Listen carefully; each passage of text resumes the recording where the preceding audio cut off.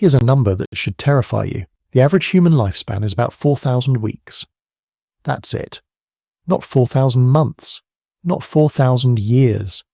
Weeks. And if you're 30 right now, you've already spent about 1,500 of them. Gone. Non-refundable. Used up on things you probably don't even remember. Now here's what makes this worse. Most people reading this number right now will nod, think that's crazy, and then scroll to the next video and forget it ever happened. They'll go back to the same job they hate, the same excuses they've been making, the same "I'll do it next year" that's been running on loop since they were 22. And that's not because they're lazy. It's because nobody ever taught them how to actually use time wisely. Not productivity hacks, not morning routines, but the real skill of spending your life on what actually matters before the clock runs out. And that's exactly what this video is going to give you. In the next 12 minutes, I'm going to walk you through 5 brutal truths about how you're wasting your life and exactly how to stop. No fluff, no motivation posters, just the shift in thinking that separates people who live from people who just exist. Let's get into it. You've got a list. Maybe it's written somewhere.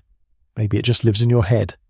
The places you want to travel, the book you want to write, the business you've been researching for 3 years, the conversation you know you need to have with your dad before it's too late. But here's the thing.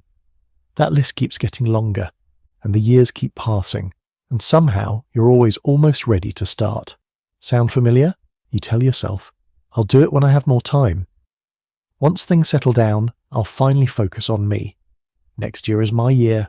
This is like standing on a train platform waiting for the perfect train to show up, the one that's not too crowded, not too fast, with comfortable seats and Wi-Fi.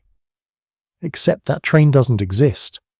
And while you're waiting for it, hundreds of other trains are leaving the station, every single day, one after another. And you haven't boarded a single one. Psychologists call this temporal discounting. Your brain is wired to treat future rewards as less valuable than present comfort, so someday always feels close enough to be reassuring, but far enough away that you don't have to do anything today.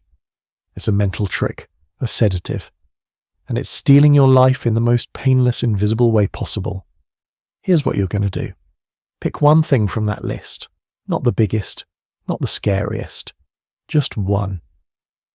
And this week, not next month, do the smallest possible version of it. Want to write a book? Write 1 page. Want to travel? Book a flight for a weekend getaway. Want to reconnect with someone? Send the text. Stop waiting for ready. Ready is a lie your brain invented to keep you comfortable and small. Let me guess. You're busy. You've got meetings, errands, deadlines, notifications, emails, obligations.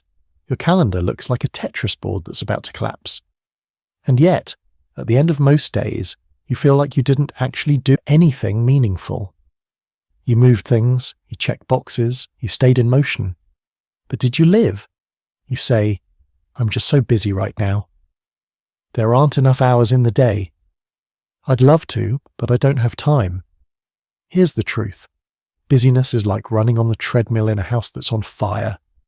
You feel productive, your legs are moving, you're sweating, but you're not going anywhere, and the building is still burning down around you. Motion is not progress. Activity is not meaning. And most of what you call busy is just distraction with a better brand. There's a reason busyness feels so addictive. It gives you the illusion of purpose without the risk of failure. When you're too busy, you never have to face the harder question, am I spending my limited time on what actually matters? Philosopher Seneca said it 2,000 years ago. It is not that we have a short time to live, but that we waste a lot of it. He wasn't talking about productivity. He was talking about intention. Here's what I want you to do tonight. Look at your last week.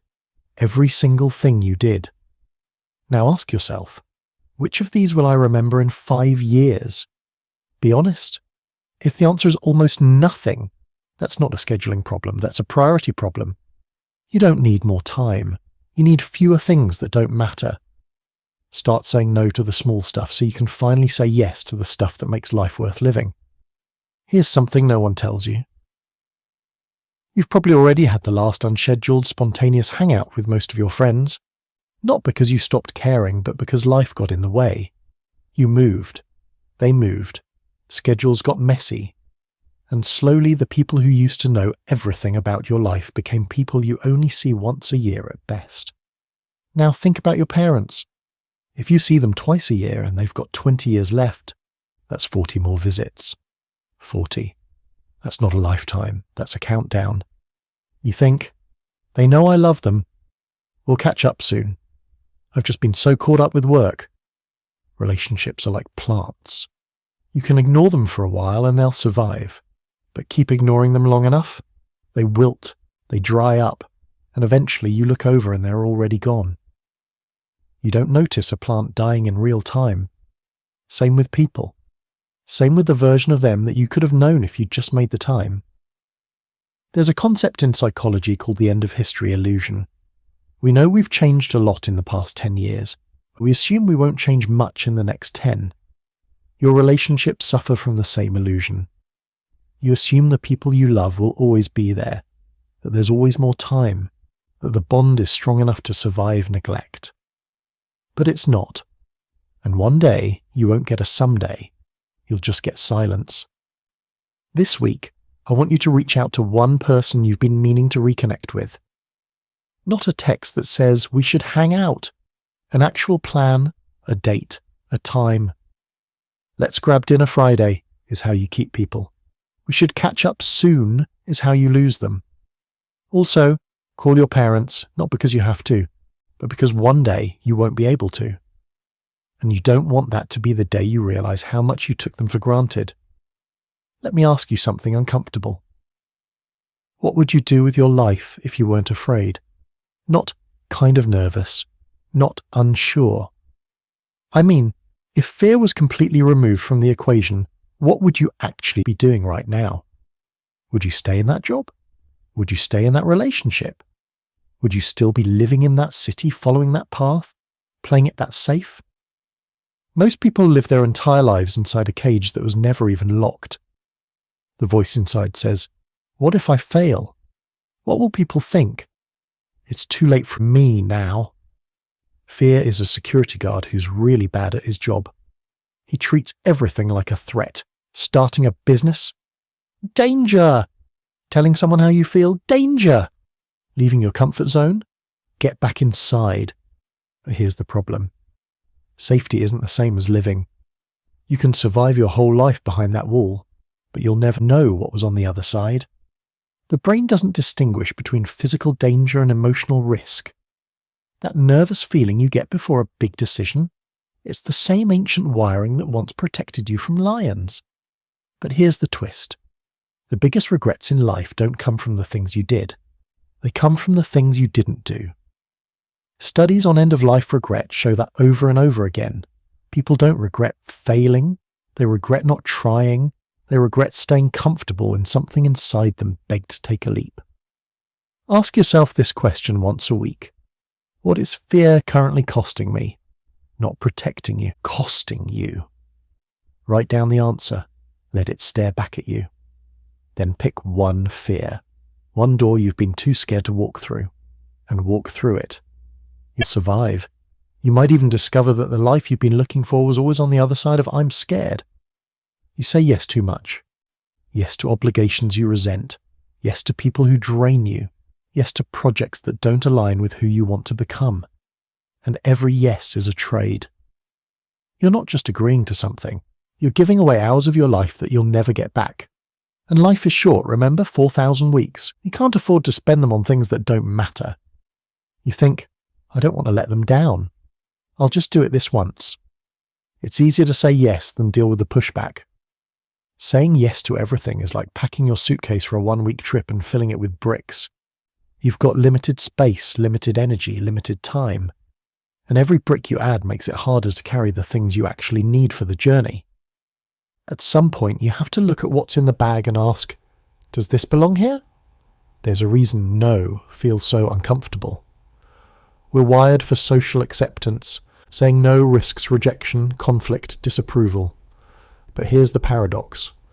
Every time you say yes to something that doesn't matter, you're saying no to something that does. You're saying no to your health, your goals, your peace, your family. No isn't selfish. No is how you protect the things you actually care about. Here's a rule. Before saying yes to anything, pause and ask, if this was happening tomorrow, would I still say yes? If the answer is no, it's probably just convenience or guilt talking. Also, practice the slow no. Don't agree immediately. Say, let me check my schedule and get back to you. Give yourself room to think instead of reacting. Most people say yes out of reflex. Break the reflex. Here's the final trap. You're waiting. Waiting until you're more experienced, more secure, more confident, more ready. But here's what no one tells you. You'll never feel ready. The people doing the things you dream about, they weren't ready either. They were scared, they were uncertain, they felt like imposters. They just started anyway. You tell yourself, when I'm finally ready, I'll go all in. I just need to figure a few more things out. I'm still preparing. Life is not a dress rehearsal. You don't get practice rounds, you don't get retakes. Every day you're waiting to begin is a day of the actual performance you'll never get back. Stop preparing for a show that's already happening. There's a concept called action bias. It's the idea that doing something, anything, almost always beats doing nothing. Not because action guarantees success, but because action creates information. It creates momentum. It builds the muscle of living rather than merely existing. You don't become ready and then start living. You start living and become ready along the way. Whatever you're waiting to start, start now. Start small if you have to. Start messy. Start scared. But start. Because the clock is already running, and every second you spend getting ready is a second spent not living. So here's where we land. Life is short. Not in a bumper sticker way, not in a live, laugh, love way. In a 4,000 weeks way, in a you won't get a warning when it's ending way. And you get to choose every single day whether to spend it on autopilot or on purpose. The busyness, the excuses, the fear, the someday. They're all just comfortable ways to avoid the one question that matters. Is this how I want to spend my one life? If the answer is no, change something. Not next year. Not when things settle down. Now. Because now is the only time you ever actually have. If this hit you, hit subscribe. Share it with someone who needs the reminder. And go do something today that your future self will thank you for. Life's short, spend it wisely.